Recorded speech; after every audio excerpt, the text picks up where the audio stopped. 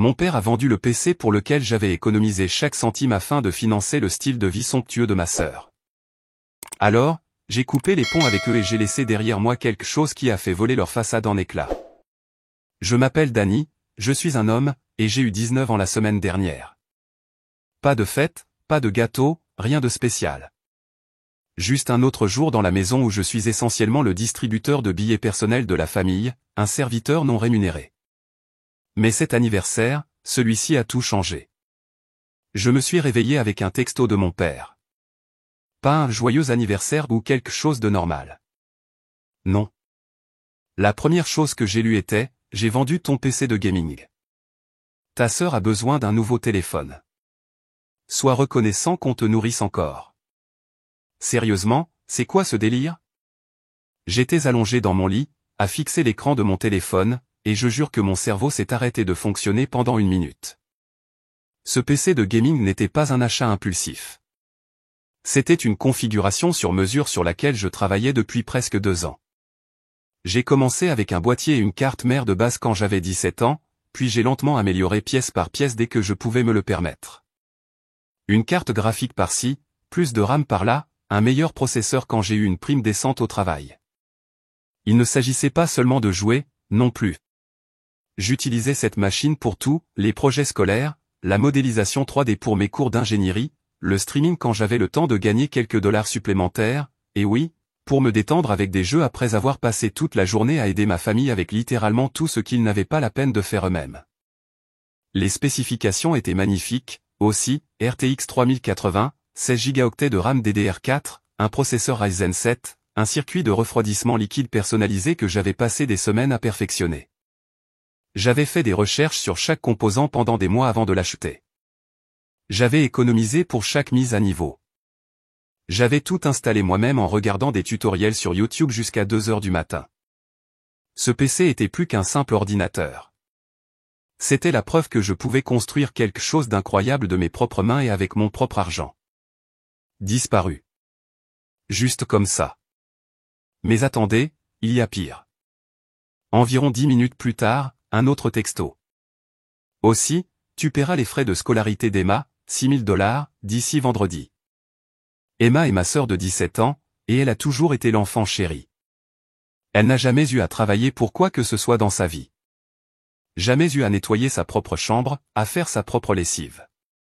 Bon sang, je ne pense même pas qu'elle se soit jamais préparé son propre déjeuner. Ça a toujours été mon travail. Voyez-vous, voici ce dont personne ne parle quand on entend ces histoires. Je n'étais pas seulement le distributeur de billets de la famille. J'étais le bon à tout faire de la famille, cuisinier, nettoyeur, chauffeur, support technique, aide aux devoirs, coursier, assistant personnel, et apparemment maintenant, le fonds d'études personnelles d'Emma.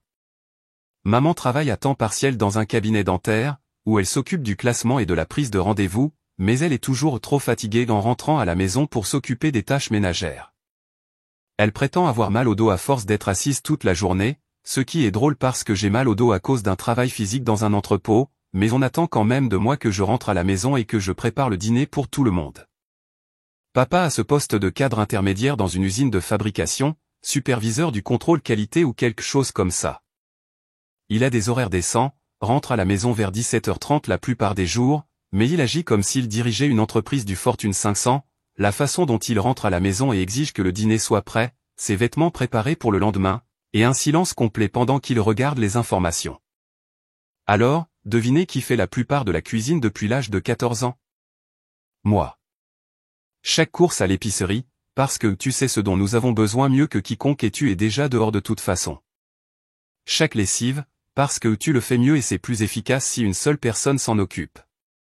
Chaque week-end depuis 2 ans, à conduire Emma à ses cours de danse, à ses séances de tutorat, chez ses amis, au centre commercial, partout où elle avait besoin d'aller parce que maman ne voulait pas affronter la circulation et que papa avait travaillé dur toute la semaine. Moi. Toujours moi. Et je le faisais parce que, je ne sais pas, je pensais que c'était ce que les familles faisaient. Je pensais que si j'aidais assez, si je contribuais assez, si je prouvais assez ma valeur, peut-être qu'ils m'apprécieraient enfin au lieu de me traiter comme un employé de maison qu'ils n'avaient pas à payer. Je travaille depuis que j'ai l'âge légal.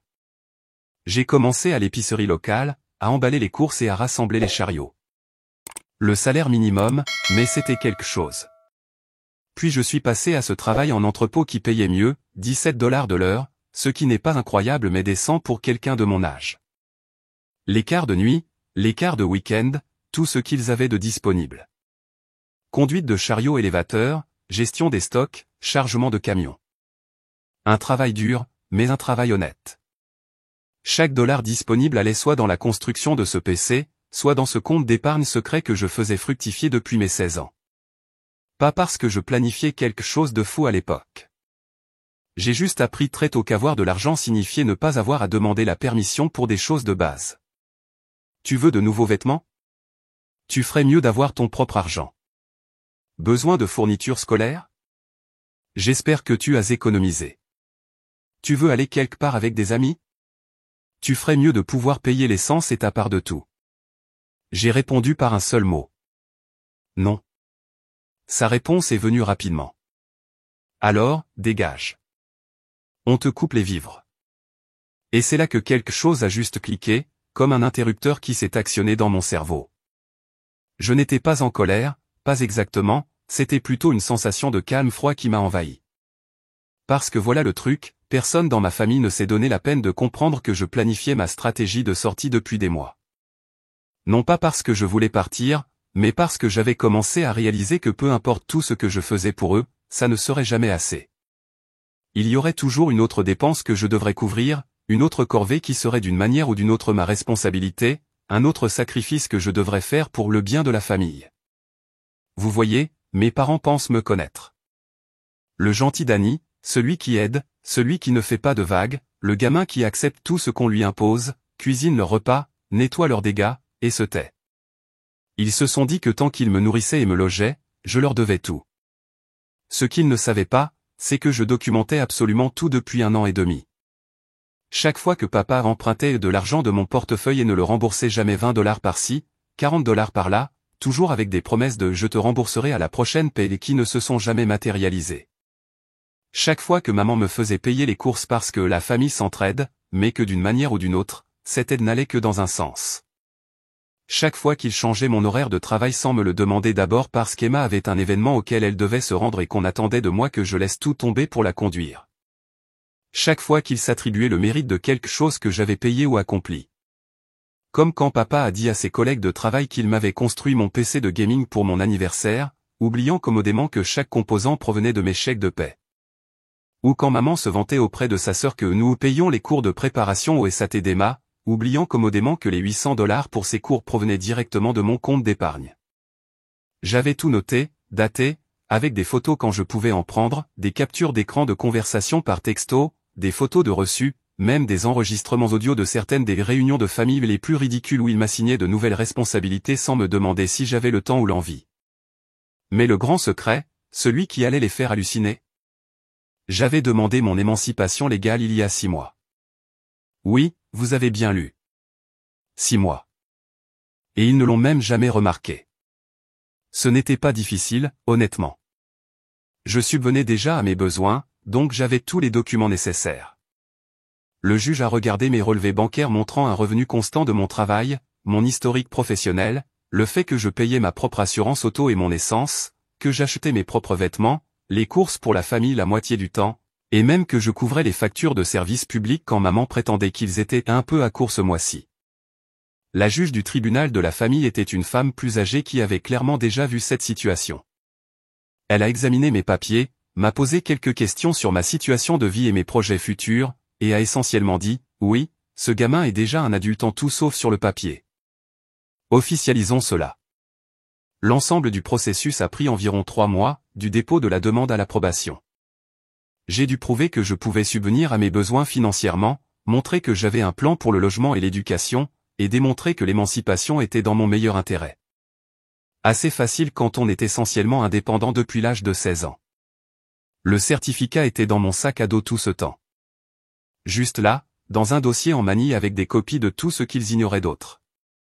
Mes lettres de bourse montrant la bourse complète qu'ils pensaient n'être qu'une aide partielle.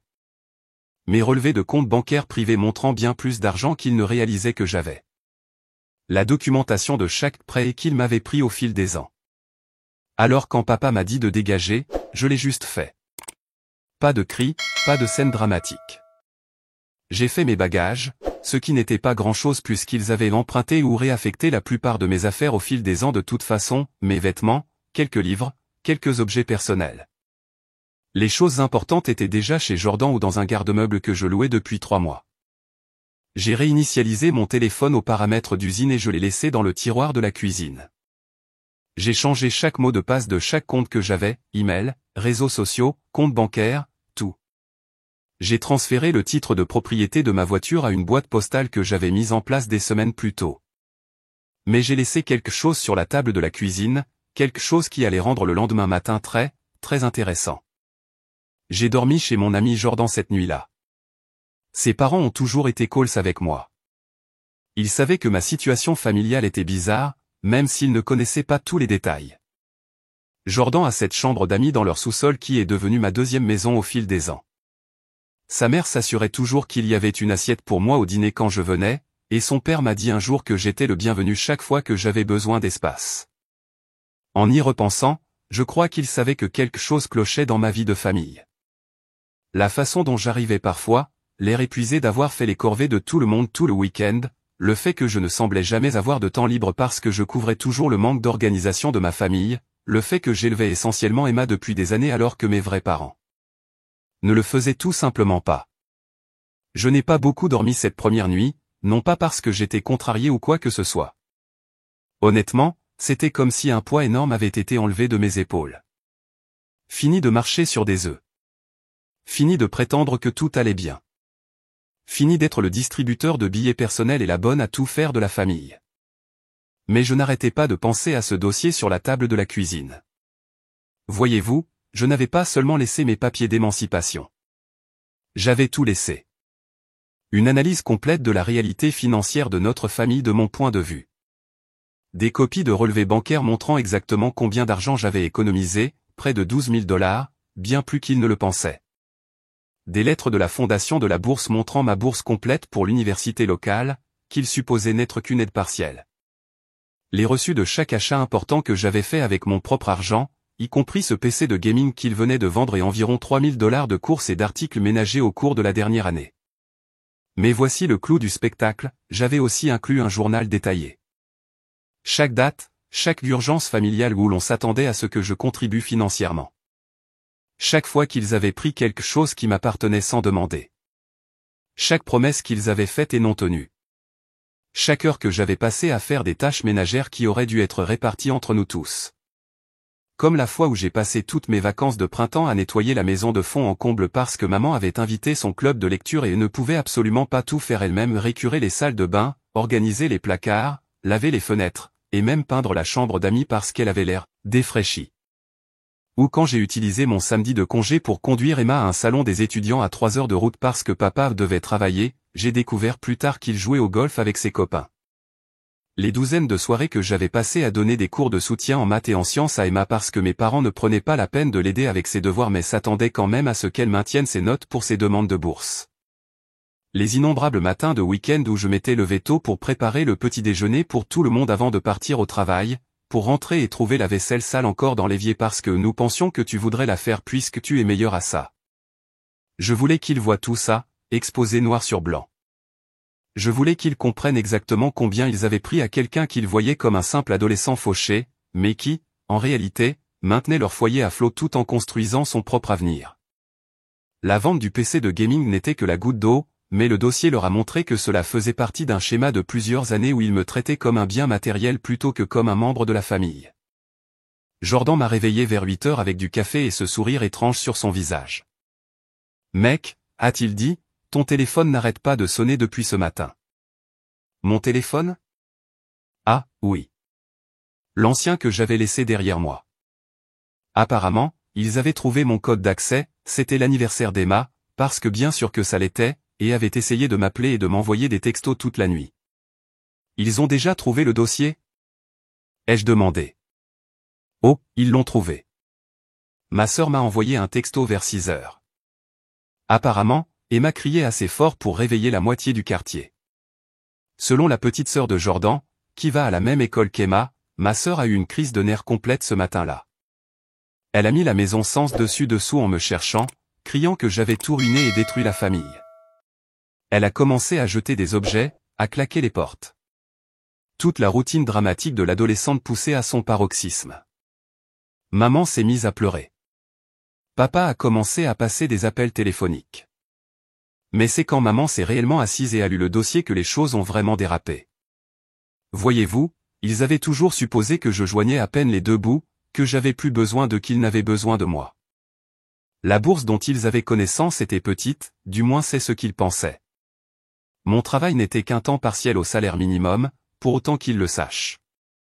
J'étais juste un adolescent fauché qui devrait être reconnaissant d'avoir un toit sur la tête et le privilège de faire leur corvée. Le dossier leur a montré à quel point ils avaient tort. Il s'est avéré que je gagnais un salaire décent à l'entrepôt. Pas mirobolant, mais certainement assez pour vivre de manière indépendante.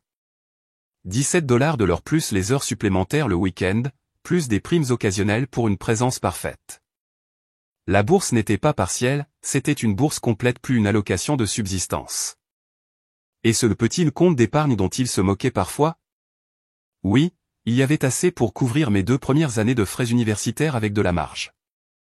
Mais voici ce qui les a vraiment achevés, l'analyse financière a montré qu'au cours des 2 dernières années, j'avais essentiellement subventionné leur style de vie à hauteur de près de 8 000$. De l'argent emprunté qui n'a jamais été remboursé. Des contributions familiales qui n'allaient que dans un sens. Des courses et des articles ménagers que j'avais achetés quand ils prétendaient être un peu à court. Des réparations que j'avais payées sur la voiture familiale quand papa disait qu'il s'en occuperait plus tard. La sœur de Jordan a dit qu'Emma pleurait dans le couloir avant la première heure de cours, racontant à qui voulait l'entendre que son frère avait abandonné la famille et que maintenant elle ne pouvait pas aller à l'université parce qu'il était censé aider à la payer. Elle a fait croire que j'avais signé une sorte de contrat pour financer ses études au lieu d'être simplement le membre de la famille qu'ils avaient décidé de pressurer pour de l'argent. Ce qui était, soit dit en passant, un mensonge. Maman et papa avaient des fonds d'études pour nous deux. Ils se sont juste dit que c'était plus facile de me faire payer les dépenses courantes d'Emma et d'économiser leur argent pour autre chose. Une nouvelle voiture pour papa, probablement. Ou cette rénovation de cuisine dont maman n'arrêtait pas de parler. Ou peut-être juste le garder comme filet de sécurité pendant qu'il dépensait mon argent au lieu du leur. La partie vraiment tordue? J'aurais été tout à fait disposé à aider pour les frais d'université d'Emma. S'ils avaient demandé gentiment, s'ils m'avaient inclus dans la planification financière de la famille, s'ils m'avaient traité comme un membre de la famille au lieu d'un employé, j'aurais probablement contribué de manière raisonnable. Mais exiger 6 000$ d'ici vendredi après avoir vendu mes affaires sans permission tout en me traitant comme un domestique pendant des années? Ouais, ça n'allait jamais passer. À midi, papa appelait mon université pour essayer d'accéder à mes informations d'aide financière. Il leur a dit qu'il était préoccupé par le bien-être de son fils et qu'il avait besoin de vérifier où allait son argent car il y avait eu des irrégularités dans les finances familiales. Le bureau de l'aide financière lui a dit d'aller voir ailleurs parce que légalement, je n'étais plus sa personne à charge. Je ne l'avais pas été depuis 6 mois. Puis il a essayé d'appeler mon travail, prétendant qu'il y avait une urgence familiale et qu'il devait me parler immédiatement d'une crise financière qui nécessitait mon attention immédiate. Ma superviseure, qui savait que j'avais des problèmes familiaux, a pris le message et m'a ensuite appelé chez Jordan pour me tenir au courant. « Ton père a l'air assez paniqué », a-t-elle dit. « Tout va bien ?» Il est paniqué parce que son distributeur de billets s'est fait la malle, lui ai-je dit. Je vais bien. S'il rappelle, dites-lui simplement que je ne travaille plus là. Ce qui n'était pas vrai. J'avais déjà arrangé un transfert vers un autre quart de travail et un autre site, mais il n'avait pas besoin de le savoir. C'est ici que les choses deviennent vraiment savoureuses.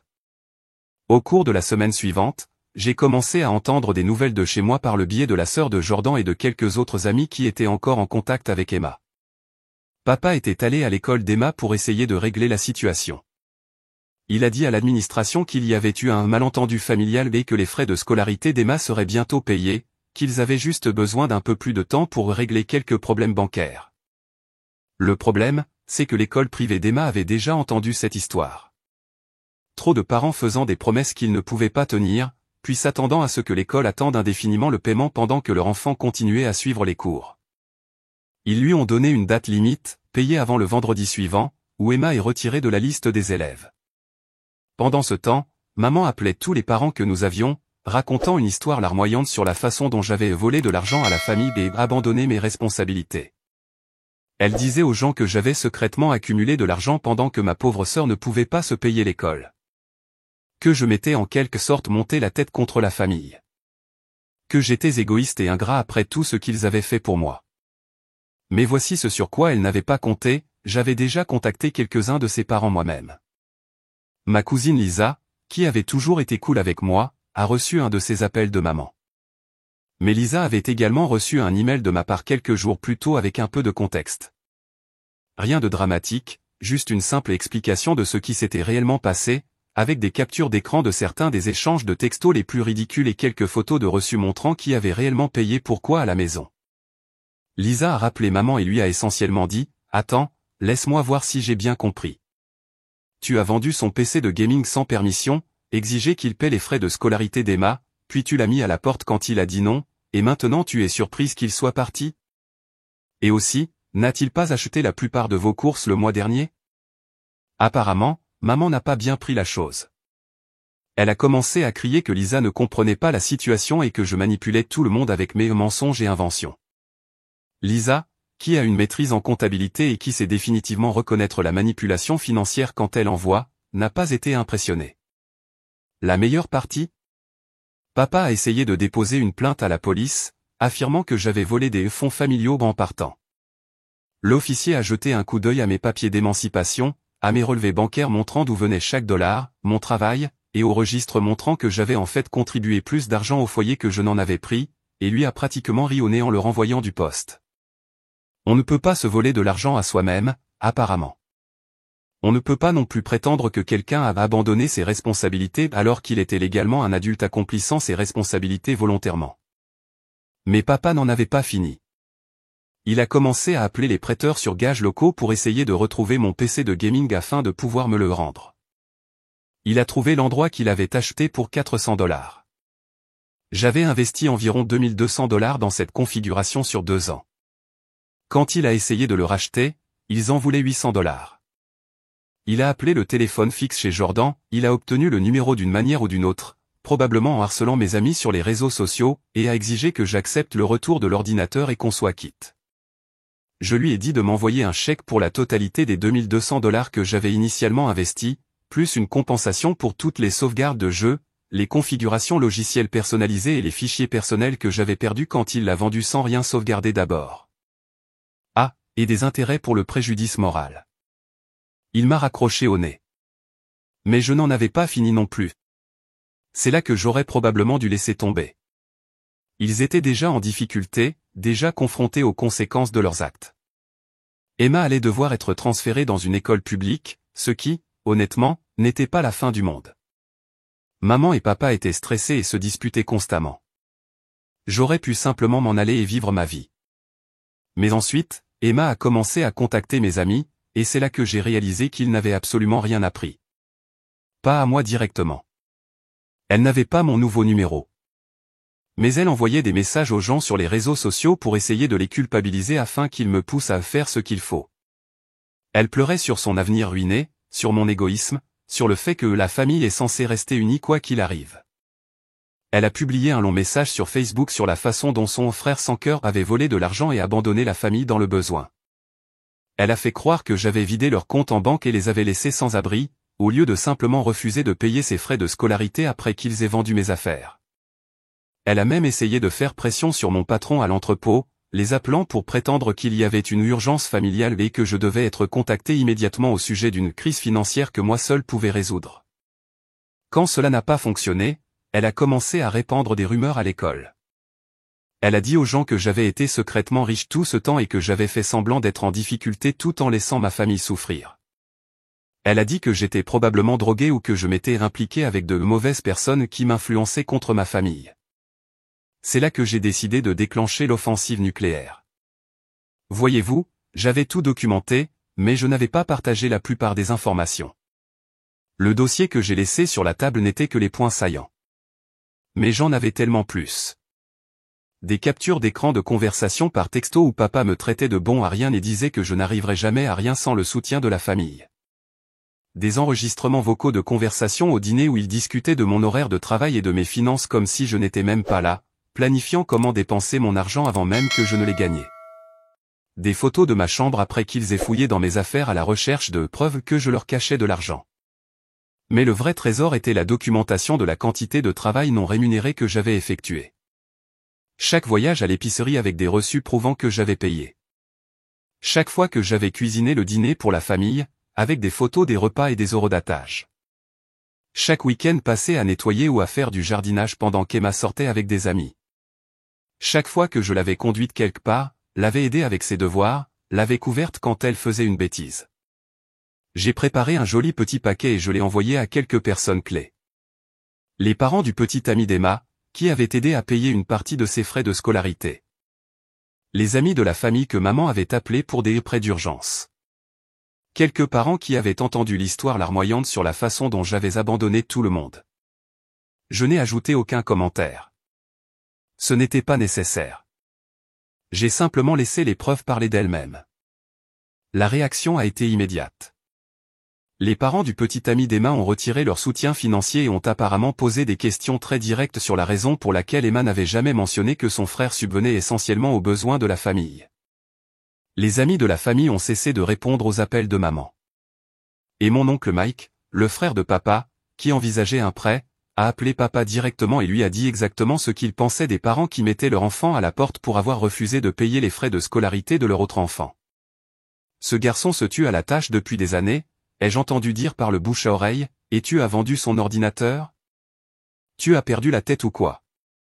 Mais le vrai coup de grâce est venu lorsque l'histoire a commencé à se répandre dans l'école d'Emma. Vous savez, les écoles privées sont de petites communautés, et les parents parlent. Quand le bruit a couru que la famille qui ne pouvait pas payer les frais de scolarité vivait des revenus de leur fils adolescent alors que la fille n'avait jamais travaillé un seul jour de sa vie. Eh bien, disons simplement que la vie sociale d'Emma en a pris un coup. Soudain, elle n'était plus la victime tragique de l'abandon de son frère sans cœur. Elle était la princesse gâtée dont la famille avait financièrement abusé de leur autre enfant. Cela fait 6 mois maintenant. Emma a fini au lycée public, qui est en fait une assez bonne école.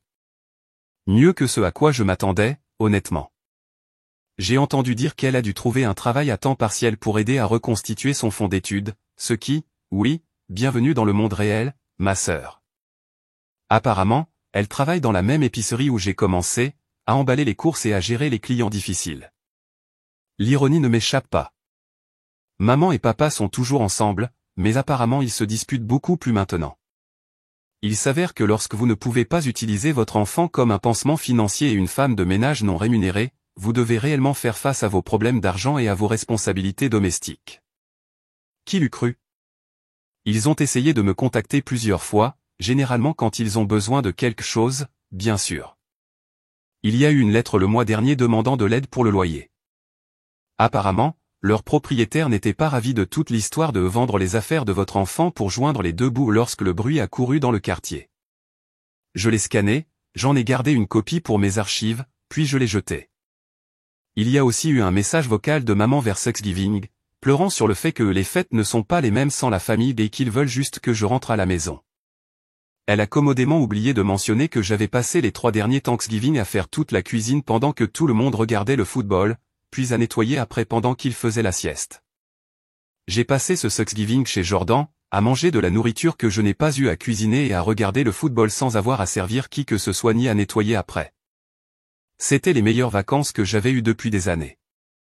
Je vais bien, au fait. Mieux que bien, en fait. J'ai mon propre appartement près du campus. Petit mais propre et complètement silencieux. Personne ne crie mon nom depuis une autre pièce.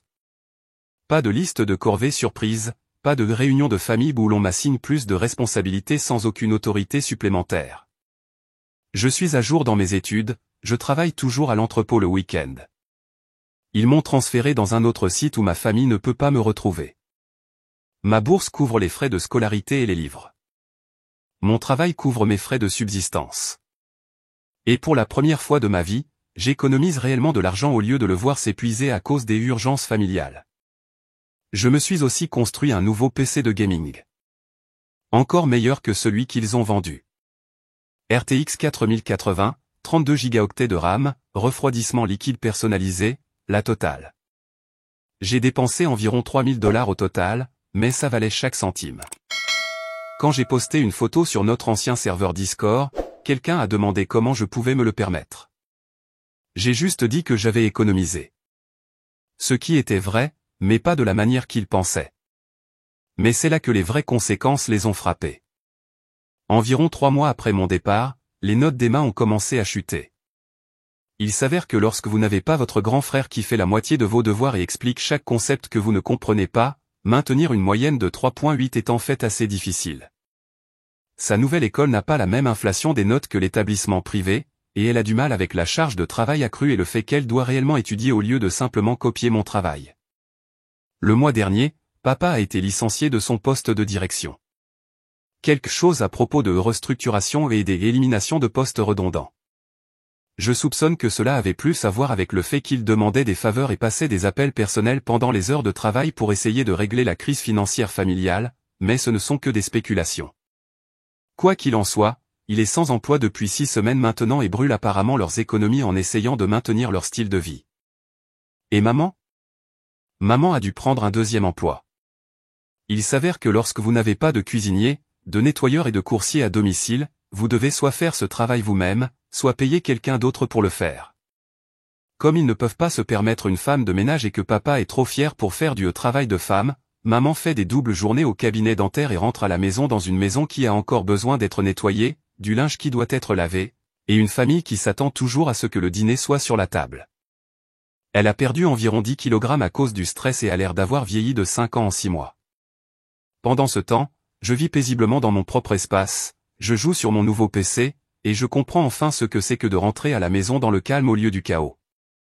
Mise à jour, oh mon Dieu, ils se sont vraiment pointés. Je me préparais pour les cours hier matin quand j'ai entendu quelqu'un frapper à la porte de mon appartement.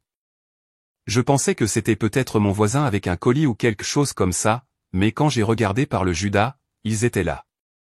Tous les 3 mamans, papa et Emma debout dans mon couloir, l'air de ne pas avoir dormi depuis des jours. J'ai failli ne pas ouvrir la porte. J'ai failli faire comme si je n'étais pas à la maison. Mais honnêtement, j'étais curieux. Après 6 mois de silence, qu'est-ce qui pouvait bien être si grave pour qu'ils fassent 1 heure de route jusqu'à ma ville universitaire et retrouvent mon adresse?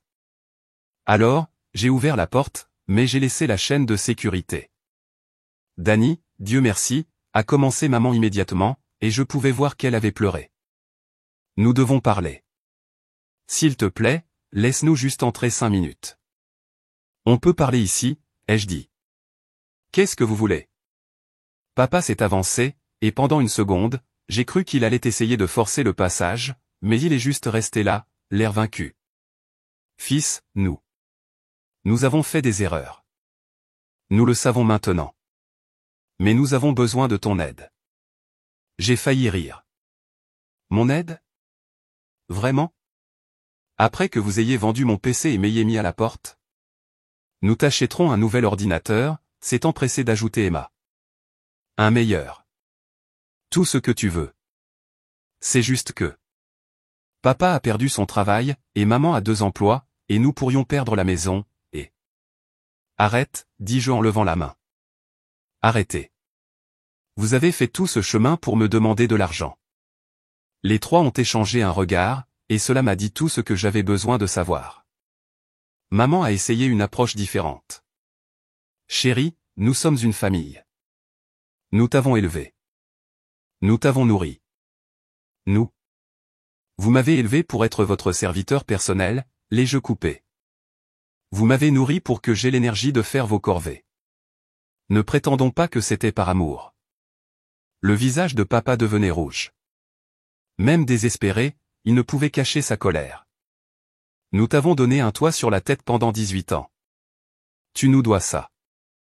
Je ne vous dois absolument rien, ai-je dit, et ses yeux se sont écarquillés comme s'il ne m'avait jamais entendu jurer auparavant. Je suis légalement émancipé depuis 8 mois. Je n'ai jamais été votre personne à charge. J'étais votre employé, et j'ai démissionné. Emma s'est alors mise à pleurer. De vraies larmes, pas les larmes de crocodile qu'elle avait l'habitude de verser quand elle voulait quelque chose. Dani, s'il te plaît. J'ai dû abandonner l'école. Je travaille à l'épicerie pour le salaire minimum, et maman tombe malade à cause du stress, et papa ne trouve pas d'autre travail, et nous avons juste besoin. De combien? Ai-je demandé. Ils se sont immédiatement redressés, comme des vautours sentant la charogne. Juste assez pour rattraper l'hypothèque, a dit rapidement papa. Peut-être 15 000, 20 000 au maximum. Nous te rembourserons, je le jure. Avec intérêt. Je les ai regardés fixement pendant un long moment. Ces gens qui m'avaient tout pris pendant des années, qui avaient vendu mes biens sans permission, qui m'avaient mis à la porte le jour de mon anniversaire, se tenant dans mon couloir, mendiant de l'argent qu'ils ne pourraient jamais rembourser. Non, ai-je dit. Le silence s'est étiré. Les pleurs d'Emma se sont intensifiés. Non. A murmuré maman. Non. Je ne vous donnerai pas un centime. Je ne co-signerai pas de prêt. Je ne retournerai pas à la maison pour aider. Je ne ferai plus jamais rien pour aucun de vous. Papa a explosé. Espèce de petit égoïste de M. Après tout ce que nous avons fait pour toi, c'est comme ça que tu nous remercies? On aurait dû te mettre à la porte il y a des années. Vous auriez dû, ai-je acquiescé. Ça nous aurait fait gagner beaucoup de temps à tous. J'ai commencé à fermer la porte, mais maman a mis son pied dans l'entrebâillement. Danny, s'il te plaît. Je sais que nous n'étions pas des parents parfaits, mais nous avons fait de notre mieux. Ne peux-tu pas trouver dans ton cœur la force de nous pardonner? De nous aider, juste cette fois? Votre mieux? J'ai secoué la tête. Maman, votre mieux, c'était de me faire cuisiner le dîner tous les soirs pendant que vous regardiez la télé. Votre mieux, c'était de m'envoyer faire des doubles journées de travail pour qu'Emma puisse avoir des cours de danse. Votre mieux, c'était de vendre mon ordinateur sans permission pour lui acheter un téléphone dont elle n'avait pas besoin. Nous nous rattraperons, a-t-elle plaidé. Comment? Comment, exactement, vous rattraperiez-vous pour 2 ans à me traiter comme un domestique? Comment vous rattrapez-vous pour avoir volé $8 000 à votre propre enfant? Comment vous rattrapez-vous pour l'avoir mis à la porte le jour de son anniversaire? Elle n'avait pas de réponse à cela. Emma a essayé une dernière fois. Et la famille? Et le fait de s'aimer quoi qu'il arrive? Je l'ai regardée, je l'ai vraiment regardée. Elle était plus mince que dans mon souvenir, et elle avait l'air fatiguée. Le travail à l'épicerie était probablement le premier vrai travail qu'elle avait jamais fait de sa vie. Emma, dis-je doucement, quand est-ce que l'un de vous m'a déjà montré de l'amour sans attendre quelque chose en retour? Quand m'avez-vous déjà aidé sans que cela ne vous profite d'une manière ou d'une autre? Quand m'avez-vous déjà traité comme un membre de la famille au lieu d'un employé? Elle a ouvert la bouche, puis l'a refermée. C'est bien ce que je pensais, ai-je dit. Vous voulez savoir ce que c'est que la famille? C'est quand les parents de Jordan me demandent comment s'est passée ma journée sans avoir besoin de rien de ma part. C'est quand j'ai des amis qui m'invitent juste parce qu'ils apprécient ma compagnie. Ce sont des professeurs qui croient en moi grâce à mon travail, pas à cause de ce que je peux faire pour eux. J'ai pris une profonde inspiration. Vous voulez savoir ce que c'est que l'amour? Ce n'est pas d'être réveillé le jour de son anniversaire avec des demandes d'argent. Ce n'est pas de voir ses affaires vendues sans permission. Ce n'est pas de se faire dire de dégager quand on dit enfin non. Papa a fait une dernière tentative désespérée. Très bien. Tu veux des excuses? Je suis désolé. Nous sommes tous désolés. Nous avons fait des erreurs, mais nous sommes une famille, et la famille se pardonne. La famille, ai-je répété. C'est ça. Eh bien, voici le truc avec la famille. C'est censé aller dans les deux sens. On ne peut pas traiter quelqu'un comme une ordure pendant des années et ensuite exiger le pardon quand on a besoin de quelque chose. Je les ai regardés un par un une dernière fois. J'espère que vous vous en sortirez. Vraiment. Mais vous vous en sortirez sans moi. J'ai fermé la porte et j'ai tourné le verrou. Ils sont restés dehors peut-être 10 minutes de plus, parlant en chuchotement de plus en plus frénétique. J'ai entendu papa dire quelque chose comme ingrat et égoïste, ce qui, honnêtement, prouvait juste qu'ils n'avaient toujours rien compris. Finalement, ils sont partis. Je me suis fait un café, je me suis assis devant mon PC de gaming, et je n'ai absolument rien ressenti. Pas de culpabilité, pas de regret, pas de doute. Juste le soulagement que ce soit enfin terminé. Ils ont choisi leur chemin il y a longtemps.